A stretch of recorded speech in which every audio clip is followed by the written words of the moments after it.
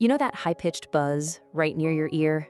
Yeah, for most of us, it means one thing. An annoying, blood-sucking pest is nearby.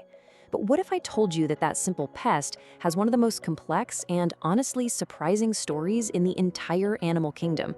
Today, we're gonna look past the itch and uncover the incredible truth about the mosquito. Okay, first, let me just ask you a quick question. When you think of the deadliest animal on Earth, what pops into your head? A great white shark, maybe, with all those teeth? Or, a powerful lion out on the savannah? Maybe a venomous snake? Well, the answer might actually surprise you. It's none of those big predators. By a huge, huge margin, the world's deadliest animal is the mosquito. Think about that. A creature that small causing that much harm. And that fact alone tells you there's a much bigger story here than just an itchy bite. So let's start right there with that deadly reputation. I mean, how in the world did this tiny insect earn such a notorious title? But here's the thing, that's only one side of the story, because behind all that danger lies a secret life that is way more fascinating and complex than you'd ever imagine. First off, let's get one thing straight. There's no single mosquito. Scientists have actually identified over 3,500 different species around the globe. Just think about that for a second. An absolutely incredible amount of diversity packed into one tiny insect family. And here's a really crucial point. Out of all those thousands of species, only a tiny fraction of them are actually interested in us. The vast, vast majority of mosquitoes are perfectly happy getting their energy from a much sweeter source, nectar from plants. And get this, the difference between the males and the females is just staggering. Have a look at this comparison. The male mosquito, totally harmless. He's a nectar feeder, and he even helps pollinate plants.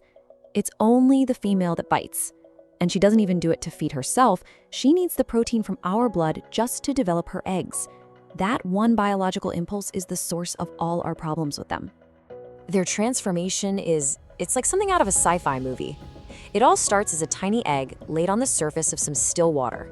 From there, it hatches into this wriggling aquatic larva. Then it morphs into a pupa, which is this kind of non-feeding transitional stage, before it finally bursts out as the flying adult we all know and, well, that we know. Every single step of this journey is an absolute fight for survival. So what we have here is this creature whose reproductive cycle is totally essential for its own species, but it's a huge danger to ours. And this brings us right to the heart of the mosquito's story. It's both a villain and, believe it or not, an unsung hero. And let's be crystal clear, the villain role is serious. The Anopheles mosquito carries malaria, a disease that still affects hundreds of millions of people every single year.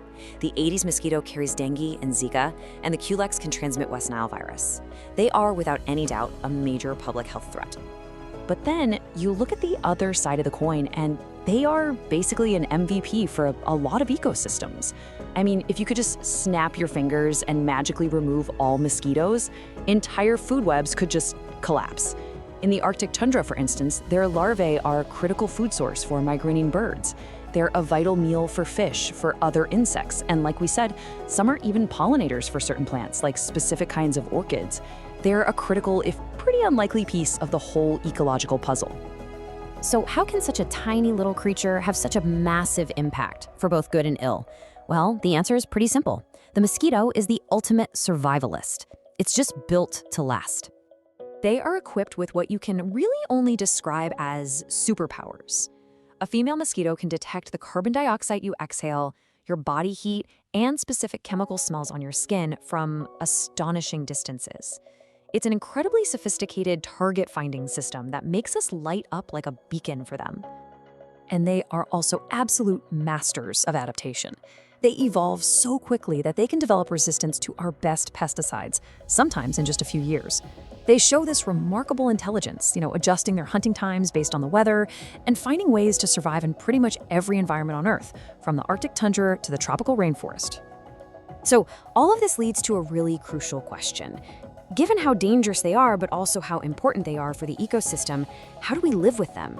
It's not about eradication, it's about finding a much more balanced approach. The goal isn't total war, which could have all sorts of unintended consequences for the environment. Instead, science points to smarter ways to protect ourselves. Using insecticide-treated nets, getting rid of any standing water around our homes, and I mean any, even a tiny bottle cap is enough for them to lay eggs in, and just avoiding their peak activity times. Those are all highly effective strategies. You know, there's a quote that perfectly sums up this whole new perspective. Annoying as they may be, mosquitoes are also teachers of patience, adaptability, and the ingenious design of nature. It's a real challenge to see them this way, I get it, but their very existence kind of teaches us about the resilience and the intricate design that's woven into the fabric of our world. So, the next time you hear that familiar, high-pitched buzz, what are you going to think of? Will you just see a pest that needs to be swatted away? Or will you also see a complex survivor, a crucial part of the food chain, and one of nature's most fascinating, if frustrating creations?